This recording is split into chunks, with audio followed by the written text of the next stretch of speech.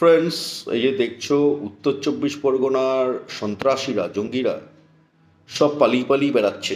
এই যে শেখ শাহজাহান পালিয়ে পালিয়ে বেড়াচ্ছে। তো আমি আরেকটা নিউজ দিয়ে রাখি, যেটা শুভেন্দু অধিকারী বলে দিয়েছেন যে এবার দক্ষিণ চব্বিশ পরগনা থেকেও সন্ত্রাস মুক্ত করা হবে, জঙ্গি মুক্ত করা হবে। সুতরাং যেসব জঙ্গিরা পশ্চিমবঙ্গকে পাকিস্তান বানানোর কথা চিন্তা করে রেখেছে, ভারতবর্ষকে টুকরো টুকরো করার কথা চিন্তা করে রেখেছে, তাদেরকে এবার ভারতবর্ষ ছেড়ে পালাতে হবে, পশ্চিমবঙ্গ ছেড়ে পালাতে হবে।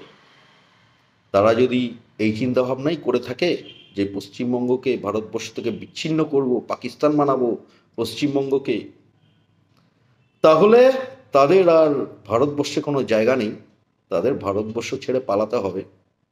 ঠিক আছে? এই দক্ষিণ চব্বিশ পরগনা থেকে সন্ত্রাস মুক্ত করা হবে। সুতরাং জঙ্গিরা সাবধান। ঠিক আছে? অনেক তো হিন্দুদের আটকানোর চেষ্টা চলছে, হিন্দুত্বকে বাধা দেওয়ার চেষ্টা চলছে, তবে এরা আর বেশি দিন বাধা দিতে পারবে না, বেশি দিন আটকাতে পারবে না। এদের দিন শেষ।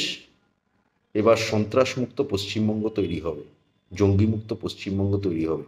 এটা তোমরা শুধু দেখে যাও, এটা হচ্ছে বিষয়। তো ঠিক আছে ফ্রেন্ডস, এখন আসছি, টাটা।